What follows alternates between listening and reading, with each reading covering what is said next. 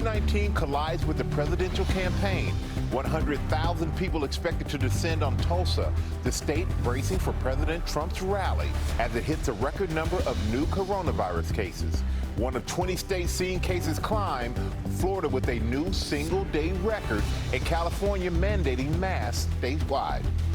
ABC News exclusive, Bolton book battle. The former national security advisor responding to President Trump's attacks. The president isn't worried about foreign governments reading this book.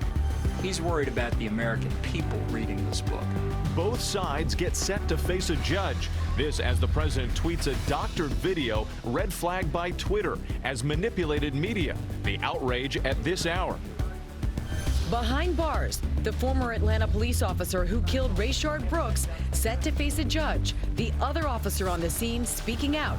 And we hear from one of the witnesses who was in that Wendy's parking lot. His car was hit by one of the bullets.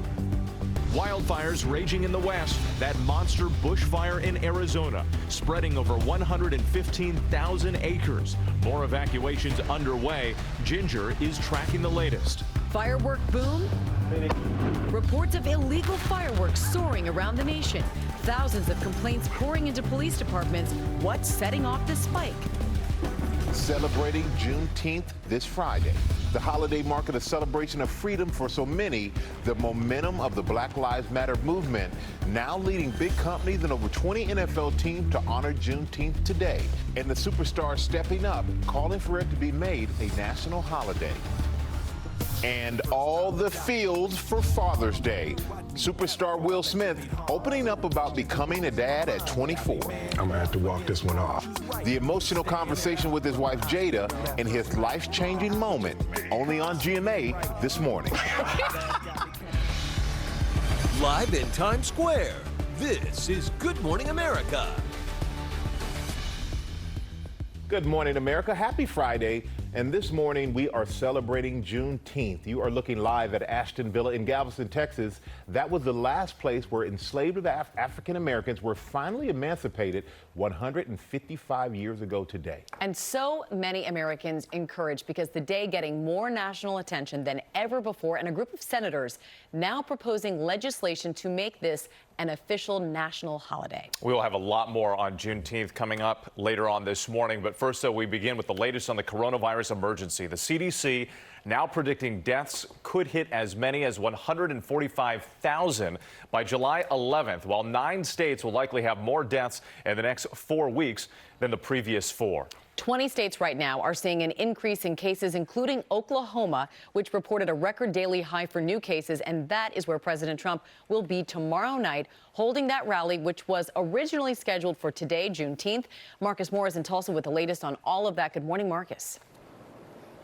Well, Amy, good morning. This is what it looks like right now here in downtown Tulsa, where you can see a number of Trump supporters. Some of them have been camping out here for days ahead of Saturday's planned rally that's expected to draw tens of thousands of people to the BOK Center.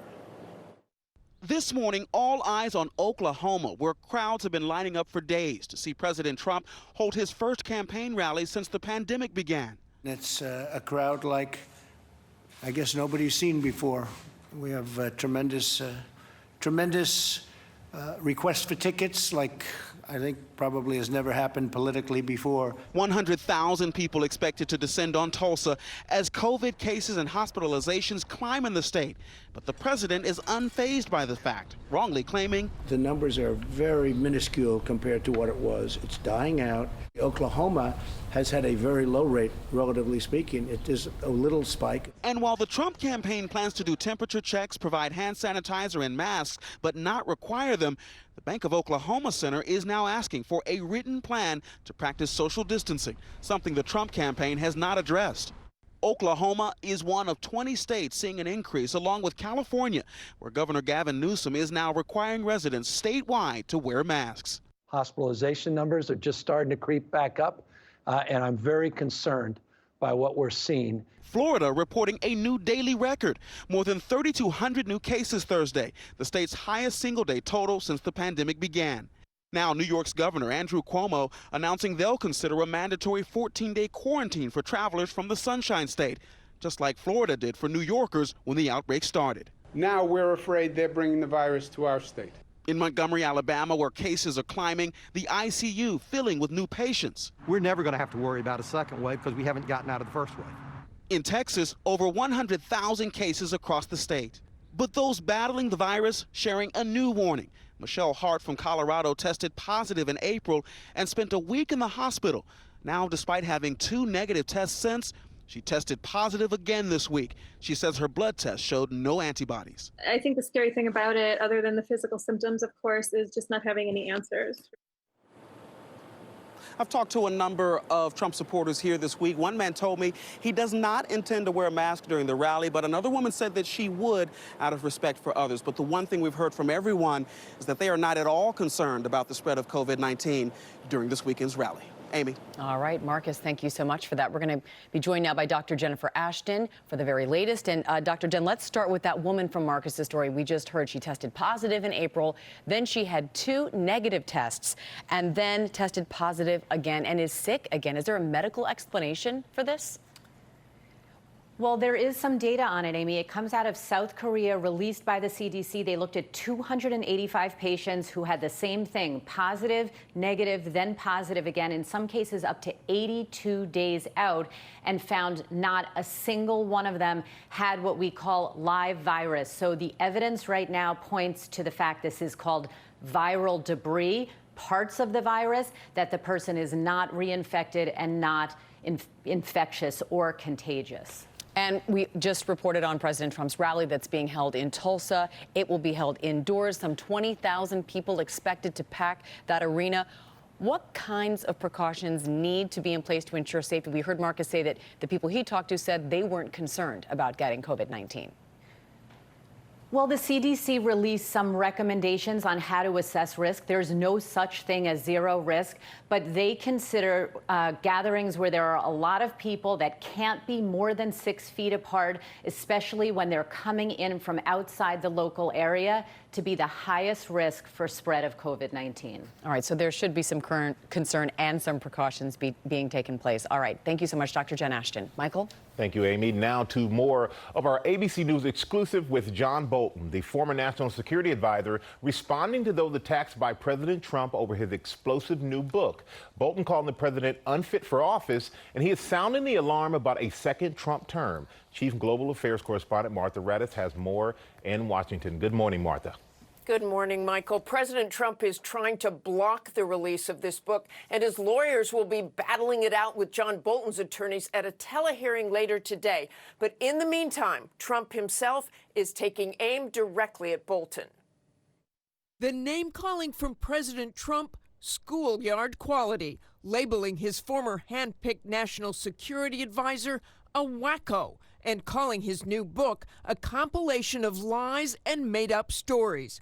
But Bolton, in comments to ABC, just brushing it off. I think it's unbecoming of the office of president. I think it degrades the political civil discourse in our country, and I'm just not going to respond to it. Bolton says he is not surprised that the president is taking legal action, but he does not believe the book contains classified material, as the president has claimed. When I wrote the book to begin with, I was very conscious to avoid putting in anything that I thought could be deemed classifiable. The president isn't worried about foreign governments reading this book. He's worried about the American people reading this book. The book, out June 23rd, is jaw-dropping. And so are the conclusions that Bolton came to, telling us about that in our exclusive interview. You described the president as erratic, foolish, behaved irrationally, bizarrely. You can't leave him alone for a minute.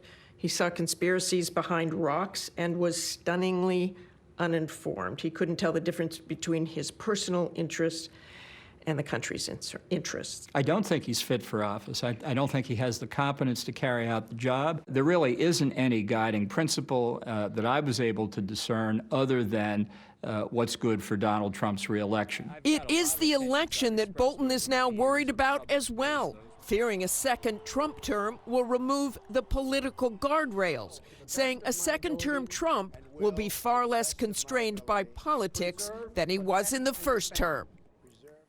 With hundreds of thousands of copies of the book already shipped to warehouses and the publication date just days away, it will be very difficult to stop the book's release, but the president is not giving up yet. Michael? Hey, Martha, overnight, Secretary of State Mike Pompeo, he piled on. He had a fierce response about this.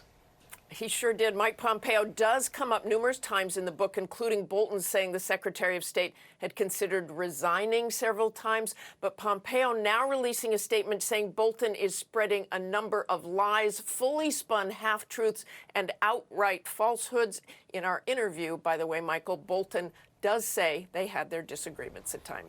I'm sure they did. All right. Thank you so much, Martha. And Martha's full exclusive interview with John Bolton is airing in a 1-hour special this Sunday night, 9 p.m. Eastern, right here on ABC. And John Bolton will be here on GMA for his first live interview after the special on Monday morning. Bolton's book, The Room Where It Happened, comes out June 23rd. Whit? Michael, now to more on President Trump blasting the Supreme Court after that major ruling blocking him from ending DACA, the program that protects the Dreamers, undocumented immigrants who came to the U.S. as children. The conservative Chief Justice John Roberts siding with the liberal wing of the court against the president. Senior White House correspondent Cecilia Vega has more from Washington. Cecilia, good morning. Hey, Whit, good morning to you. These are young people who have been in this country most of their lives. They are frontline healthcare workers. They are members of the military, you name it. And while they are celebrating this ruling as a win, many say they are not safe from deportation until Washington passes a permanent solution. As Dreamers breathe a temporary sigh of relief, this morning, Washington is no closer to reaching a deal that could offer them permanent protection. President Trump, who had said he had great heart for those young undocumented immigrants brought to the country illegally as children, is now asking on Twitter, "Do you get the impression that the Supreme Court doesn't like me?" The court delivering a stunning blow, rejecting the Trump administration's attempt to end the program known as DACA that protected Dreamers from deportation. In the 5-4 ruling, conservative Chief Justice John Roberts joined the 4 liberal justices, the dissent writing, the Trump administration rescinded DACA the same way that the Obama administration created it, unilaterally and through a mere memorandum. But the ruling does make it clear the president can end the program as long as he does it properly. On Capitol Hill, where Congress has tried and failed more than a dozen times to pass protections for Dreamers, tears of joy from some Democrats. These kids, their families, I feel for them, and I think all of America does. While many Republicans blasted the court as political. Judging is not a game. It's not supposed to be a game. But for those more than 640,000 young people, the overwhelming majority of whom speak English and have jobs, including 27,000 healthcare workers on the front lines right now, the reaction, cautious optimism. Karen Reyes came to the U.S. as a toddler and works as a teacher for the hearing impaired. I'm not going to stop until we have a pathway towards citizenship.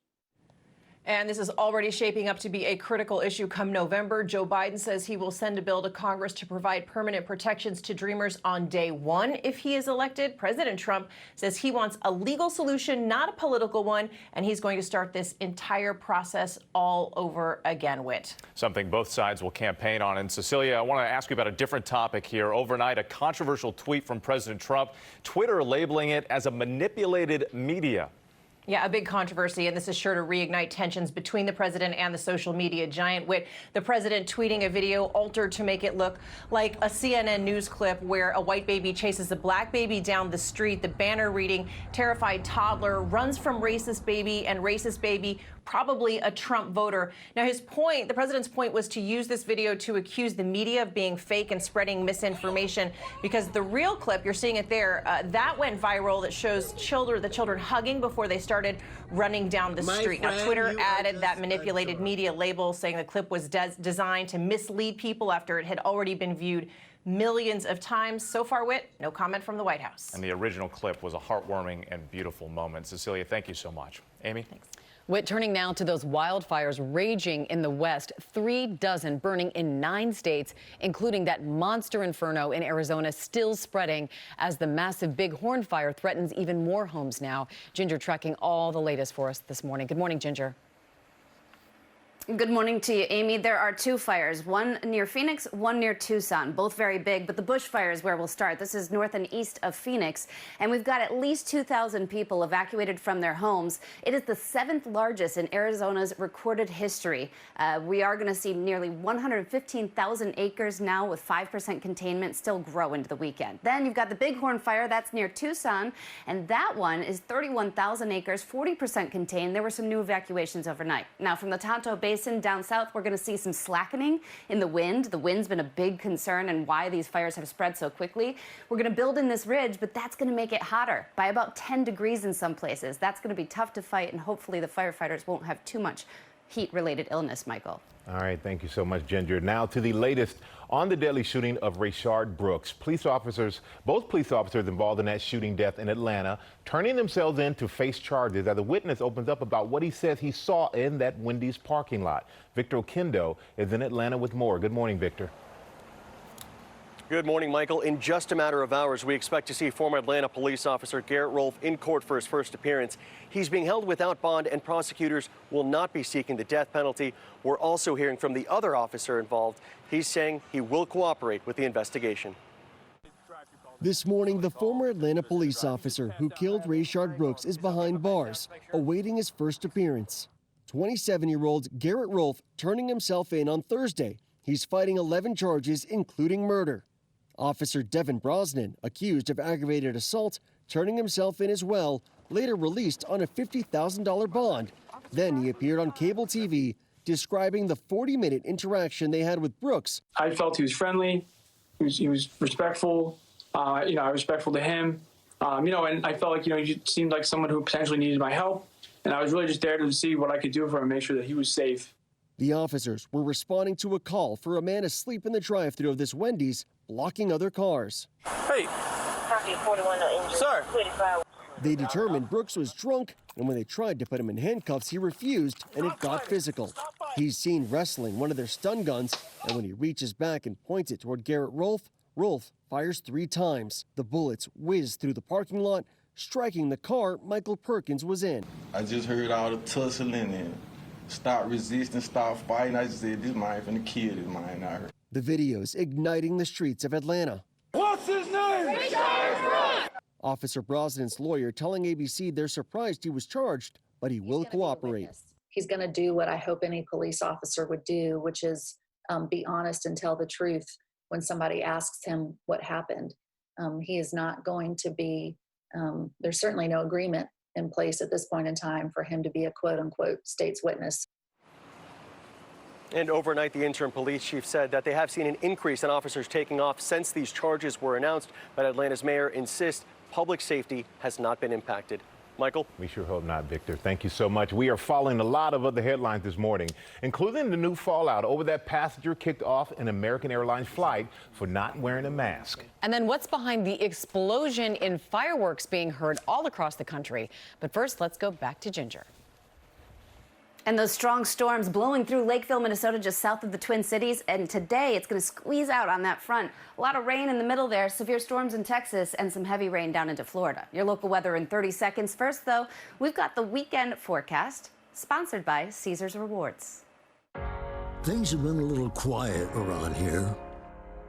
We've missed the fun. We've missed the excitement. We've missed the entertainment. We've missed the nightlife. But most of all, we've missed you. We're getting ready. Caesars Rewards. We can't wait to welcome you back. For Juneteenth celebrations. Pack your rain gear, have it ready to go after 2 o'clock. Notice the temperatures today, like yesterday, up to 82, 83 degrees, but some of those storms could bring some heavy rain. First day of summer tomorrow, we're 82. Look for more afternoon thunderstorms, and Father's Day, less of a threat. The high 86 degrees as we get into the early part of next week. Back-to-back days, just over 90 degrees, and more storms headed our way. Well, you guys stay right there. We have a lot more coming up on this Juneteenth. A live shot in Galveston, Texas, right there. We'll be right back with more GMA.